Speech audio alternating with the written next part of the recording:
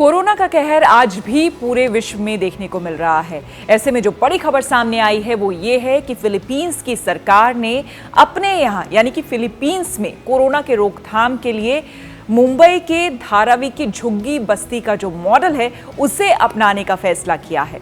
आपको बता दें कि फिलीपींस में आबादी बेहद घनी है और ऐसे में कोरोना संक्रमण को रोक पाना वहां एक बहुत बड़ी चुनौती है। और इसी के मद्देनजर फिलीपींस की सरकार ने बीएमसी से कांटेक्ट किया है, संपर्क किया है, ताकि झुग्गी बस्ती धारावी, जो कि एशिया की सबसे बड़ी झुग्गी बस्ती है, वहां पर किस तरह से रोकथाम किया गया, वहां का मॉडल क्या है, उसे अपने देश में अपना सके।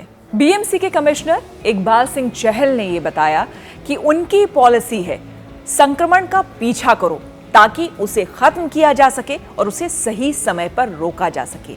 यही वो मॉडल है जिसे फिलीपींस की सरकार अपनाने जा रही है। तो चलिए आपको बताते हैं क्या है कोरोना कंट्रोल का धारावी मॉडल, जिसे खुद कुछ समय पहले WHO ने भी तारीफ की थी।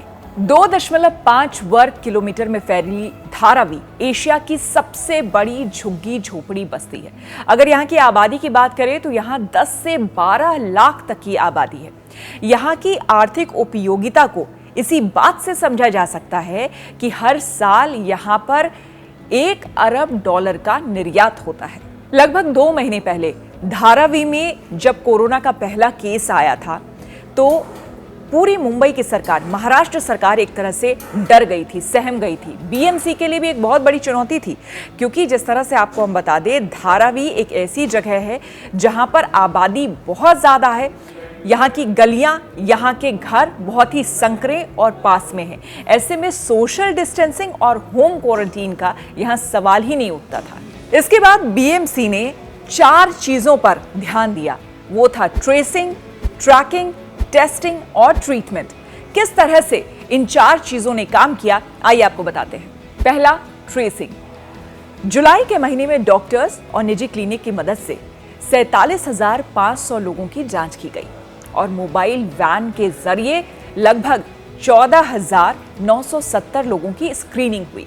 ट्रैकिंग, 3,60,000 से ज्यादा लोगों की स्क्रीनिंग की गई और 8,200 से ज्यादा बुजुर्गों के सर्वे किए गए। तीसरा, टेस्टिंग। धारावी में कई लोगों के टेस्ट किए गए। पहले जहां एक दिन में 4,000 टेस्ट किए जाते थे, वहीं अब एक दिन में 12,000 टेस्ट किए जाते हैं। चौथा, ट्रीटमेंट। धारावी में न सिर्फ इलाज की व्यवस्था थी, बल्कि आपको बता दें कि 24 घंटे 7 दिन लोगों के भोजन की भी व्यवस्था की गई थी। सिर्फ जो बेहद गंभीर पेशेंट्स थे उन्हें बाहर भेजा जाता था, लेकिन 90% पेशेंट्स को वहीं पर रखकर इलाज किया जाता था। इससे संक्रमण कम फैला। और अब बात चेज द वायरस फॉर्मूला की। जी हाँ, चूंकि धारावी मात्र 2.5 वर्ग किलोमीटर में फैला हुआ इलाका है, इसलिए बीएमसी ने पब्लिक प्राइवेट पार्टनरशिप में मिलकर के इस पूरे इलाके में वायरस को खदेड़ने की नीति पर काम करना शुरू कर दिया। इसके तहत हाई रिस्क जोन में लोगों की खूब जांच की गई, फीवर कैंप्स लगाए गए ताकि जो संदिग्ध मरीज हैं उनकी जांच हो सके, उनको पॉइंट आउट किया जा सके। इस दौरान आपको बता दें, बीएमसी के सामने डॉक्टर्स की भारी समस्या आई, लेकिन 24 निजी डॉक्टरों ने खुद बीएमसी को संपर्क किया और वो आगे आए काम करने के लिए। बीएमसी ने भी इन्हें पूरी तरह से सहयोग किया, जो ये चाहते थे उन्हें दिया गया। ये डॉक्टर्स घर घर जाकर के इन्होंने लोगों का इलाज किया, लोगों की पहचान की जो संक्रमित हैं।